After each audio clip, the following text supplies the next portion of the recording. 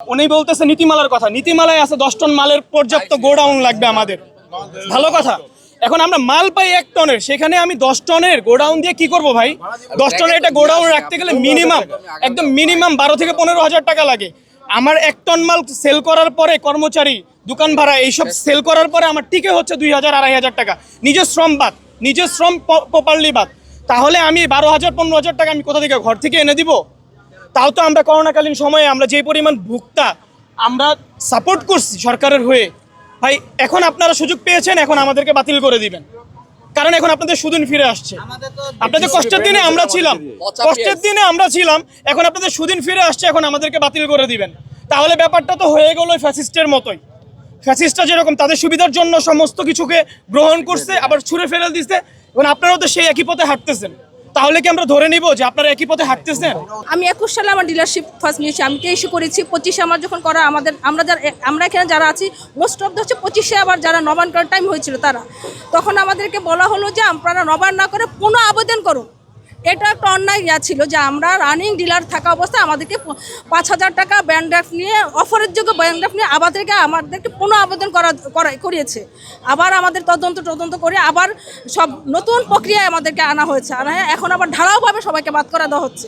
সেইটার বিরুদ্ধে আমরা এখানে এসেছি যে আমাদের যেন ডিলারশিপগুলো, এই অন্যায়টা আমাদেরকে সেই অন্যায়ভাবে 5,000 টাকা করে নিয়েছে, পুনঃ আবেদন করেছে, আবার ডিসি অফিস থেকে আবার ডিসি অফিসে তদন্ত হয়েছে, সেইখানেও একটা অরাজকতা হয়েছে। ডিসি অফিসে যারা ঘুষ দিতে পেরেছে তাদেরকে পজিটিভ রেজাল্ট দিয়েছে। ডিসি অফিসও আমাদেরকে যাদের কাছে ঘুষ পেয়েছে তাদের সম্বন্ধে পজিটিভ রেজাল্ট দিয়েছে, যাদেরকে ঘুষ নিতে পারে নাই তাদের সম্বন্ধে অতিরিক্ত টাকা দাবি করেছে। আমরা হয়তো বা যারা ছোট ব্যবসায়ী, আপনারা তো জানেন এখানে আমাদের ন্যূনতম একটা সীমিত একটা কমিশন থাকে, এটা নিম্নআয়ের লোকদের আমাদের একটা মোটামুটি সার্ভিস দেওয়ার জন্য, ওদের সুবিধার জন্য আমরা এই ব্যবসাটাতে আছি। এটা মানব সেবার মতো একটা কাজে আছে, কিন্তু ডিসি অফিসও আমাদের সাথে অন্যায় করেছে। যারা যাদের কাছে ইচ্ছে মতো ঘুষ নিতে পারে নাই, সেইখানে তাদের রিপোর্ট তাদের কাছে নেগেটিভ করছে। তাদের আর ঘুষ যাদের কাছ থেকে পেয়েছে তাদের খারাপ থাকা সত্ত্বেও তাদেরকে পজিটিভ রেজাল্ট দিয়েছে। এই সমস্ত কিছু নিয়ে আমরা আজকে রাস্তায় নেমেছি। টিসিবির সবচেয়ে পুরানো ডিলার। এক সময় টিসিবি যখন পেঁয়াজ আমদানি করছে তখন পচা পেঁয়াজ ছিল, কেউ নিতে চাচ্ছে না, সবাই ফোন বন্ধ রাখছে। আমরা পুরানো ডিলার, টিসিবি ছিল আমাদের সম্পদ, টিসিবি রক্ষা করার আমাদের দায়িত্ব ছিল। আমরা রাত 2টা 3টা সারা রাত পর্যন্ত ওই পচা পেঁয়াজ বিক্রি করে টিসিবির যাতে ক্ষতিগ্রস্ত না হয় ওইটা রক্ষা করছি। করোনাকালীন সময় কেউ ছিল না, আমরা মুগদা মেডিকেলের সামনে বিভিন্ন স্পটে রাত বিরাতে আমরা জীবনের রিস্ক নিয়ে কাজ করছি টিসিবিকে বাঁচানোর জন্য।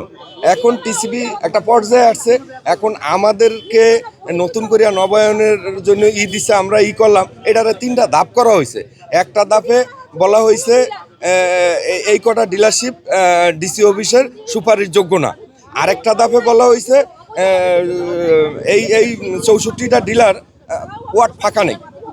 এই 64টা ডিলারের ভিতরে আমি একজন, তাহলে ফাঁকা নাই কেন? আমি তো পুরানো ডিলার, আমি তো একসময় টিসিবির হয়ে কাজ করছি এবং আমার নামে কোনো কমপ্লেইন নাই। দীর্ঘদিন ধরে সুনামের সহিত আমি টিসিবির প্রোগ্রাম সার্ভিস দিচ্ছি এবং সবচেয়ে পুরানো ডিলার। আমাদের দ্বারা তো কারো ক্ষতি হয় না, উপকার ছাড়া। আমরা পচা পেঁয়াজ দিতে শুরু করার করোনাকালীন সময় সম্পূর্ণ প্রোগ্রামগুলো আমরা চালিয়ে গেছি। এখন যদি ওয়ার্ড ফাঁকা না থাকে তো নতুনের জন্য ফাঁকা থাকবে না, পুরানের জন্য ফাঁকা থাকবে না কেন? আমি এই জন্যই আজকে মন্ত্রী মহোদয়ের নিকট আমার এই কথাটা বলতে চাচ্ছি যে আমরা বাদ যাব কেন? আমার কি অপরাধ রাখি?